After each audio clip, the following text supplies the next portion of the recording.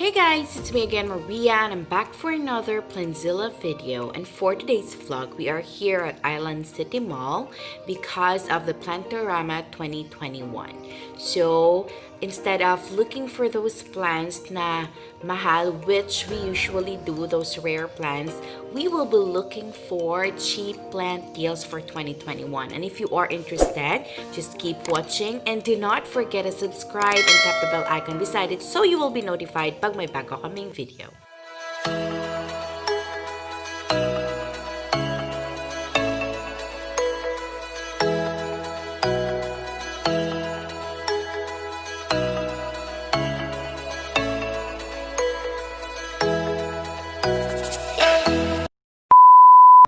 So guys, this is a total voiceover because I had to ask Gerald to come here for me. I really asked him to come to booth number 3.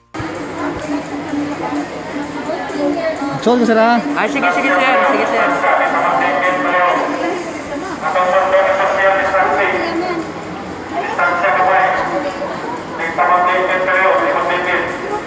Vlogger ka sir? Salamat. Sige. I asked him to go to booth number 3, which is the booth of G. Bohol plants of Madam Marge Campion, because she told me that she'll give me something. And alam niyo na kapag may ibibigay na plants, talagang, So I really asked Gerald to come here for me instead kasi nga may work ako. I have heard that some plants are having huge discounts, so marami daw mura dito. And then there are even plants that are displayed as prizes for the raffle draws. So I am excited to see what are they. So sinabi ko mag-video ka na rin para makita ko, and I'd love to share them with you guys. So I'm doing the voiceover today to show them. So, hahanapin natin ano yung mga mura dito. Meron nga ba? Totoo nga ba yung sinasabi nilang may mura daw? May mga mura daw kasi may mga discount. But parang wala akong nakikitang philodendron na mura dito. The philodendron or tiger tooth is 1,900. Ooh, 70% discount please. Katulad ng dito sa ICM na 70% talagang, oh my God. So we are finally here at booth number 3 of G. Bohol plants from Sikatuna po, si Madam Mo. The Paroki sword or the purple sword? Alocasia purple sword. Alright, not bad for a huge purple sword. So ayan, it's worth 1.5. And sobrang daming variegated pearl marks dito, guys. I believe the price varies on the size because merong 2.8 and I have seen something that is for 3,000, meron din pong 4,000, so nagdidepende talaga. I think this is the normal price range of those variegated plants of this size, but if matatawaran mo to, then that's a great deal for you. Madam Marge is always game when it comes to haggling. This one beside is a red emperor na baby, so ayan, tiis-tiis lang, mapapaganda mo yan. It's worth 450. But if you are up for something fruit-bearing, then a passion fruit seedling is here for 150. So, ayan, may sample pa nga. So, they are here, guys, also available. Meron sila mga bromeliads, and this one, as big as this, is worth 350. So, ayan, guys, I found something na mura. So, this one is a squamiferum for 250 lang po. So, ayan, guys, if you'd love to get your own squamiferum, then meron dito. Meron ding Adansonii for 400 pesos.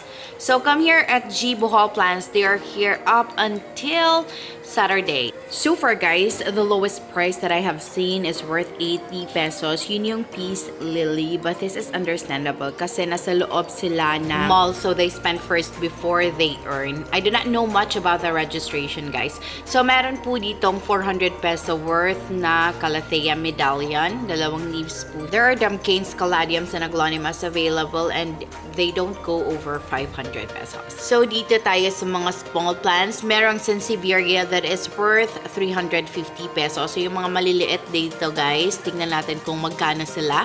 Merong Cleopatra na Sansevieria. It's worth 750. So, hindi na to maliit. This is medium-sized rainforest. It's worth 300 pesos. So, ayan. There are so many plants here that are less than 500. I'm not sure if you can relate, but those who are from Bohol, I'm sure naramdaman nyo rin yung time na talagang sobrang mahal ng plants na halos wala nang below 1,000. Oh? So, unsay sir o mo update ka na sir? Violent for 150 lang per slot. Then, ang first price natin ito the giant green Congo, local green Congo. Ayan, dako na rin siya kayo. Guys, dako na siya sa kayo. Then, second, the red Congo, the giant red Congo, big pot na rin sila tanan. Then, dagko for the second prize. For the third prize, this is the green imperial, giant green imperial. Then, there's two consolation prizes, the Kalateya Doti and also Kalateya Doti. Plus, I have 3 pots of surprises plants. Ngayon, ani siya. So, ano sa alam, bro, sir? This coming Saturday, Okay. until full slots. If ever po do, then going to BQ Mall after this Plantorama. Okay, sir. Thank you kayo, sir. Thank you. So here are the prizes. The first prize is the green Congo. The second prize is a red Congo. The third prize is a green imperial.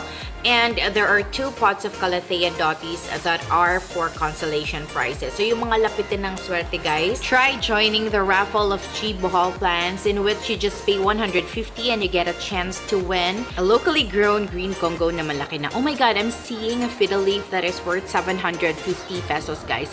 Yung nakita kong fiddle leaf na pinakamura is worth 1.5. So dito may 750, guys. So come here, you may buy it. So that's really a great deal. So if you are wishing to own a fiddle leaf, you can visit Plantorama at Island City Mall.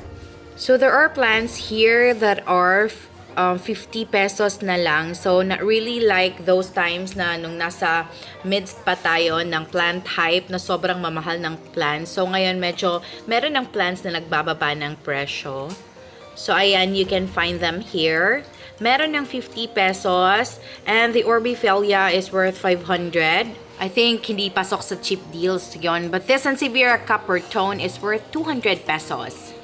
The lowest price that I have seen here so far is 50 pesos, guys. So not really like those times na sobrang mahal pa ng plants. So there is a variegated ficus that is worth 50 pesos.